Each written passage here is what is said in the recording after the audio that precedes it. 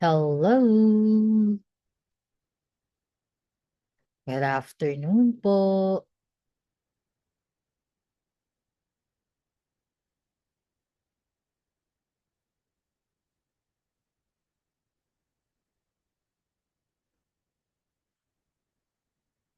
Ayan. Hi, Neats. Let's just wait for Cal.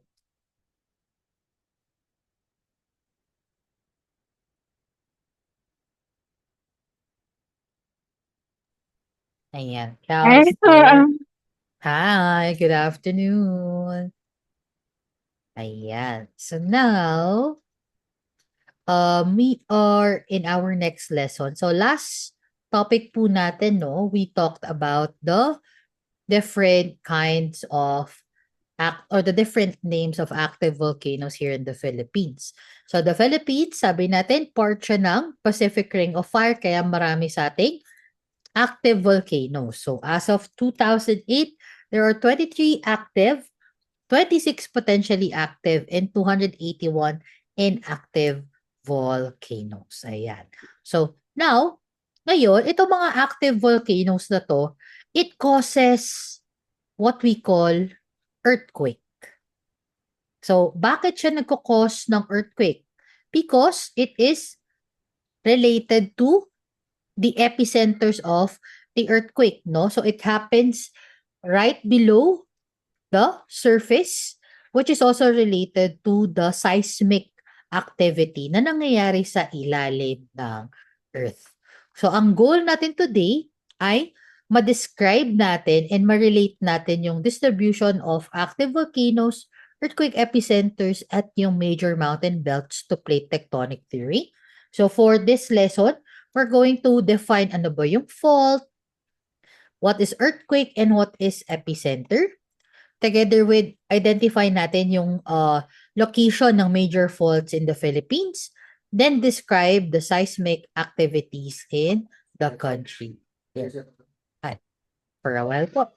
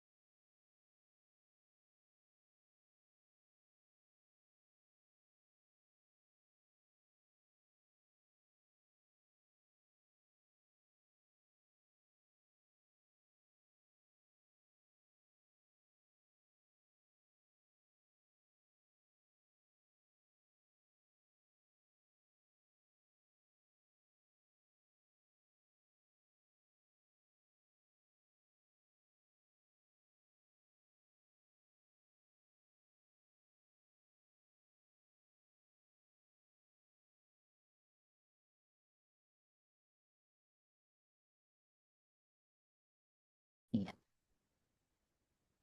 There was a sudden visitor here who made a payment. I'm sorry for that abrupt excuse. Ayan. So they're so going back while waiting for them. Later babalik pa siya, I'm sure. So while waiting, allow me to discuss. Ayan. So, sorry again. For sure, babalik pa yun mamaya. Ayan. Okay, there we go. So now, again, we're going to move forward with this one. So sabi kasi dito, we need to review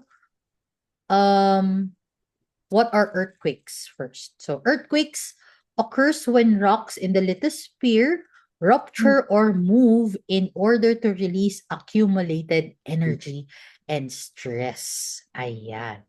So, para daw ma-release yung energy at stress from inside of the earth, kailangan mag-move yung mga rocks sa lithosphere para magkaroon sila ng space at makalabas sila. So a strong earthquake can generate a large amount of energy and it is in the form of seismic. So yung large amount of energy ay in the form of seismic waves po. Ayan. So again, yung strong earthquake, ang tawag sa energy na nilalabas niya ay yung mga seismic waves. So we can show an earthquake simulation. Ayan. So kung gusto nyong gawin to as an experiment, nasa Google Classroom naman po, pinost si Teacher Carno. So you can make a model of the crust and the structure above it. Pwede kang may dalawang box, tapos yung isang container, may soil, yung isa naman merong small blocks of wood. Tapos you're going to put them closely together and then you're going to shake them. Yan. Observe what happened to the structure. Okay. So, pwede niyong gawin yan. Pero since online tayo, we have here an earthquake simulation. Let me just click our earthquake simulator. Ayan. So, what does it take to create? Let me just pick. And what does it create? What does it take to create a big quake? So, the magnitude of an earthquake describes the amount of energy released from a given earthquake. So, the simulator here will show us how the four factors that contribute to how much energy is released from an earthquake and in turn contribute to the magnitude. So ano ba yung four factors natin dito? We have si length, we have si depth, slip, and rigidity. So si length, the length of the fault, depth, the depth of the fault, slip, yung distance ng one side of the fault move relative to the other side, and then rigidity is the strength of the rock. So titignan natin kung yung apat na factor na to, paano siya mag-contribute sa magnitude ng isang earthquake. Ayan. So let's say ang length ay 300 kilometers. Ang depth ay let's say 5 kilometers. Next, ang slip ay let's say 2 meters.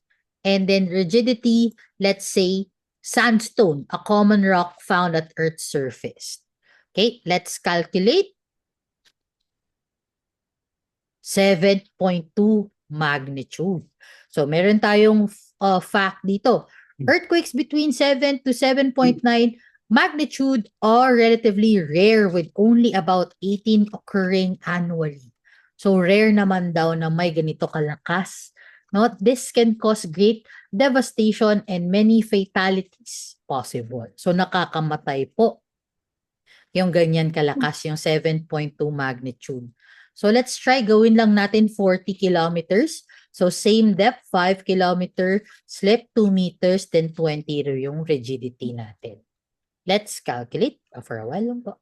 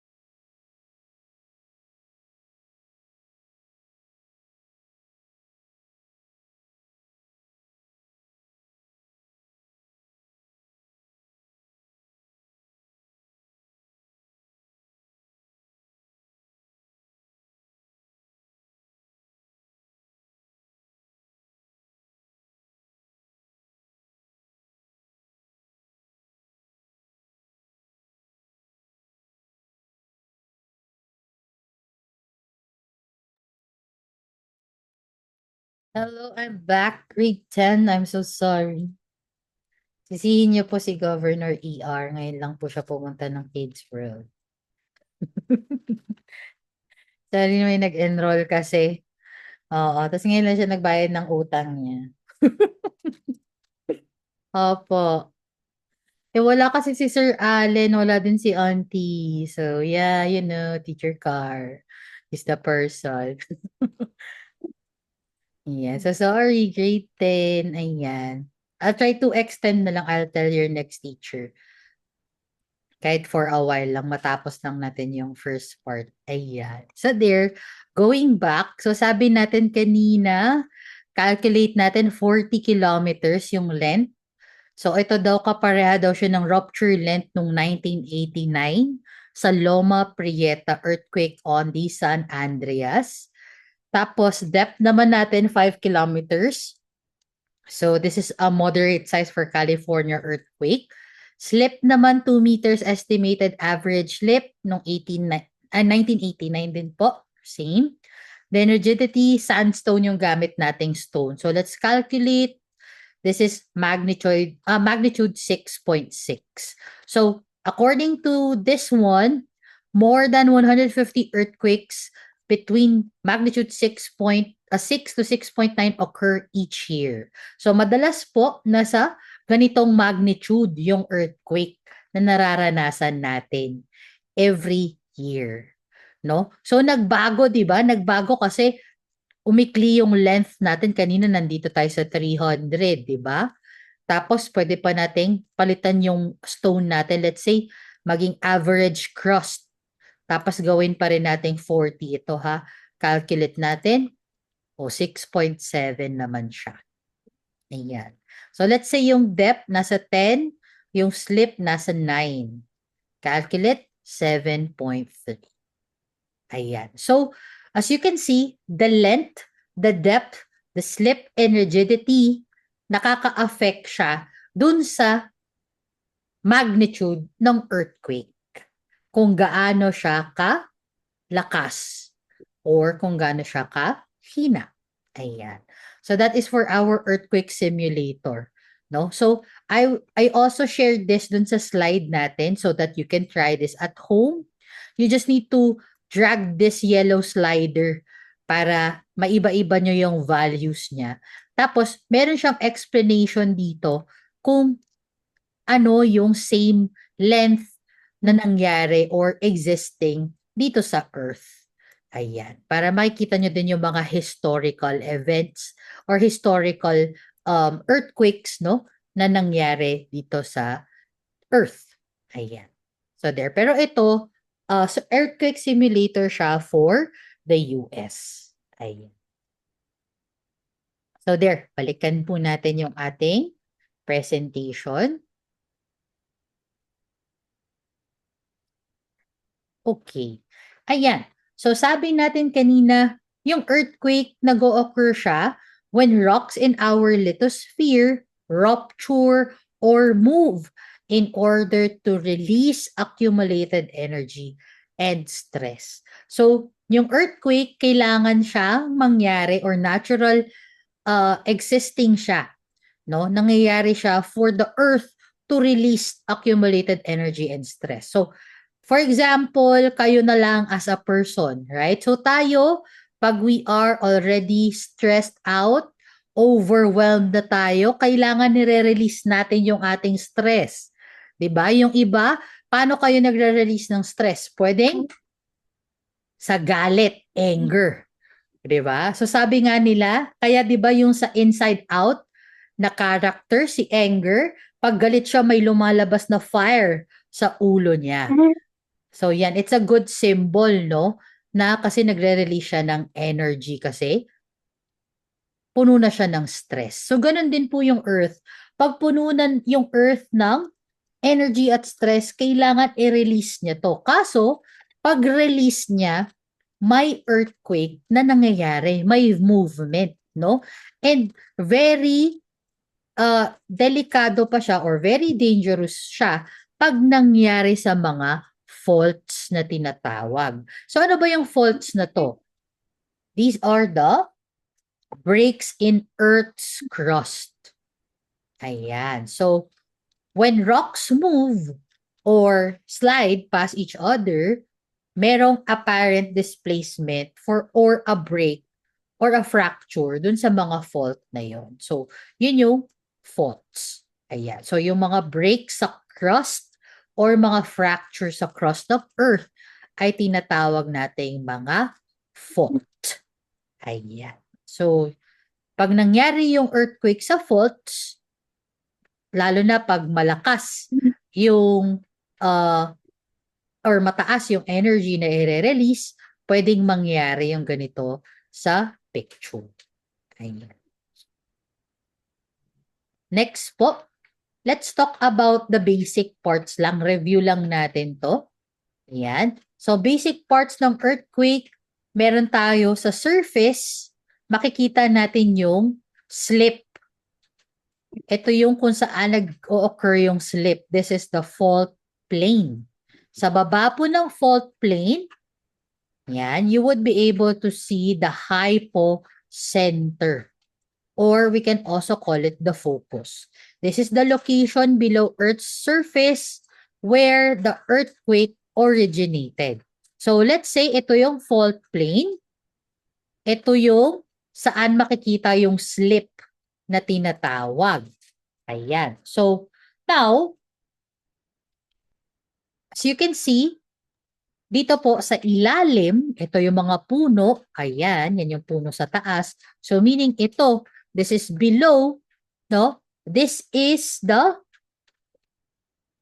where the earthquake started or originated. Pag sinabi natin originate, doon nag-start, doon nagsimula.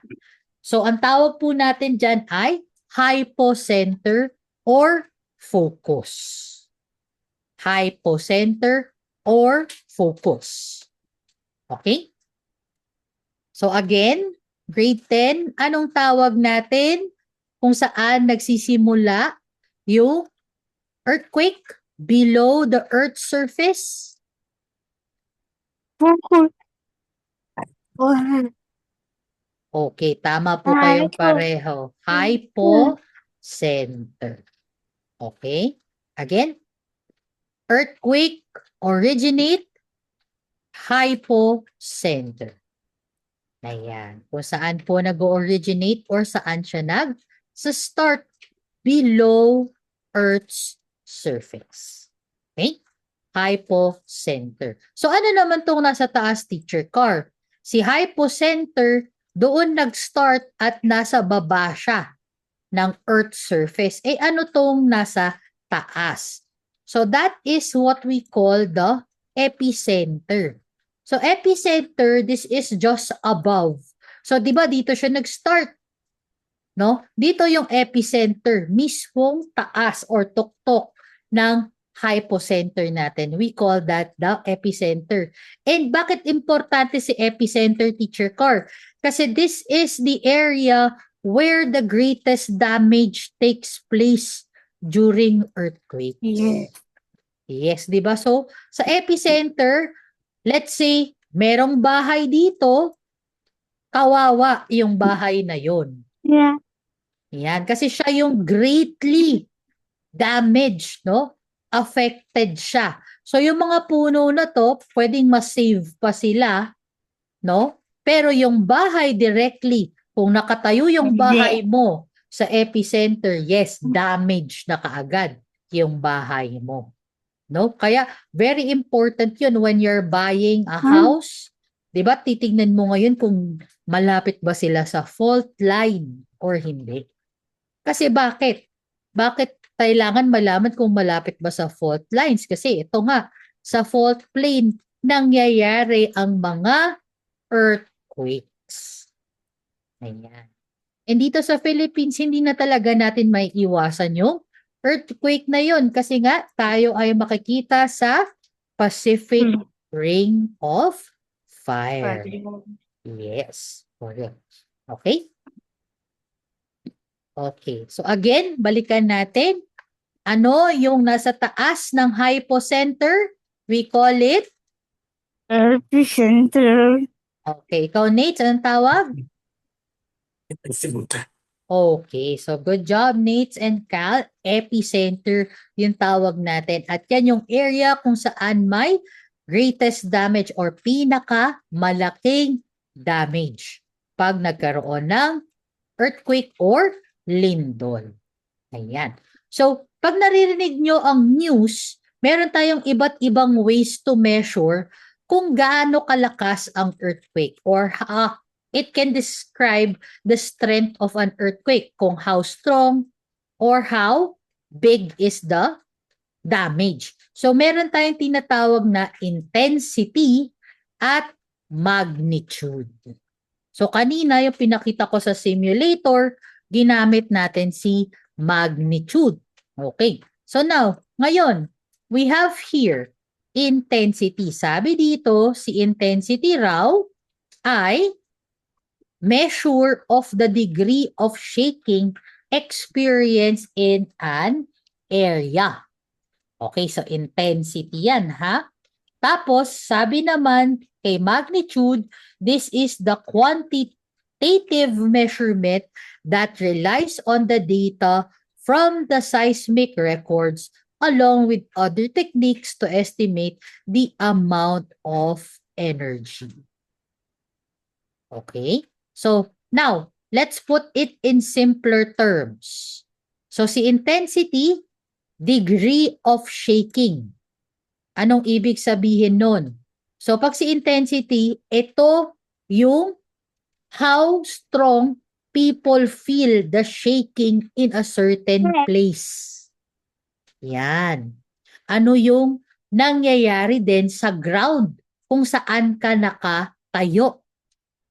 So, dito din nakalagay whether kung gaano kalaki yung damage na nagawa ng isang earthquake.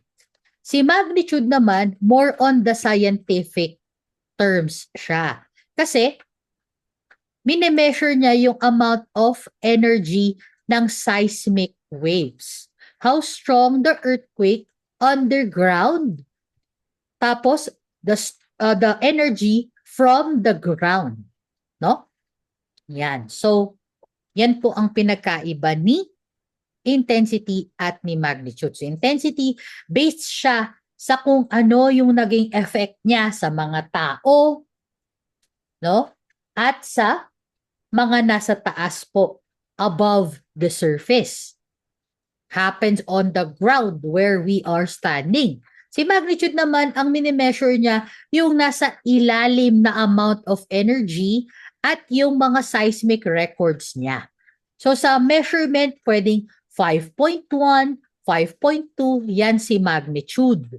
Pero pag intensity, Roman numerals po yung ginagamit natin dyan. Pwedeng density 1, density 2, density 3, yan. Okay? So yan po ang ating intensity and magnitude. Yan po yung ginagamit natin to measure kung ito ba ay destructive at kung gaano lakas yung energy na yun. Okay? So ano ba yung mga delikadong area? Sabi nga natin, sa fault lines, nakikita yung mga or nararamdaman or nagko-form yung mga earthquake na to, no? So ano ba yung mga fault sa Philippines? Meron tayo sa eastern part of the country, tinatawag natin na si East Luzon Trough and Philippine Trench. Ayan. So meron din tayo sa western region, it has the Manila Trench, Negros Trench, Sulu Trench, and the Cotabato Trench. So, two parts ng Philippines ang ating fault line. Eastern part, si East Luzon Trough at Philippine Trench. Western region naman, we have Manila Trench, Negros Trench, Sulu Trench, at Cotabato Trench. So, sa Eastern, dalawa lang, no? Sa Western, meron tayong 1, 2, 3, and 4. Active faults po sa Philippines. Ayan. So, meron tayong tinatawag na PF or PFD. Z. So yan po si Philippine Fault Zone. So it is a 1,200 kilometer fault zone cutting almost the whole archipelago. Ayan. So yan po yung ating very delicate, no, na fault zone. Kaya marami talagang taong nagsasabi na we have to be fully equipped and ready for the big one. Sabi nila kasi baka mangyari yung the big one. Yan. So kailangan tayo Sa akin. yes. Kailangan tayo ready tayo, no? Ayan. So there, ko-continue natin ito para hindi ako masyado makakain ng oras. Pasensya na po talaga kasi ngayon dumating ang ating mga parents and wala kasing tao sa office ngayon. So we will continue yung mga location pa ng fault sa Philippines together with kailan ba tayo nag-start mag-record ng mga seismic activities, no? Dito natawa ako kasi wala palang pakialam sila Lapu-Lapu, no? Kung nag-shake yung Philippines. Kasi ang nag-record, ang nag-start Spanish, no? Spanish colonization pa yung nag-start. So, ibig sabihin, pag nag-shake yung Philippines, dati, sabihin lang nila Lapu-Lapu, ay, kasi dahil yan kay Bathala. No, hindi na nila ni-record. Wala talaga kalo. O kaya, baka may record sila, pero sayang, no? Hindi na na-keep. Siguro nasa mga cave, pero hindi na natin nakita. Sayang. Ayan. So there. So that is for our next session. We will continue that one, mga historical activities. Then lastly po ay yung ano natin. Ayan. This one, i-map out lang natin yung earthquake natin, earthquake distribution. Okay? So there. So that is it for today. So I hope I was able to discuss pa rin mainly, no? Ano ba yung earthquake? Ano ba yung parts ng earthquake? Saka na rin ano yung difference ni magnitude at ni intensity. So magre-review naman tayo ulit and then we will continue with the mga historical accounts po ng earthquake here in the Philippines. So makikita mo dito ang daming recorded, no? Ayan. So there, so that is it for us, grade 10. Thank you so much for giving me time kanina to excuse myself. Thank you po. Ayan. So I will see you on Wednesday again, everyone. Thank you. Bye po. Bye-bye.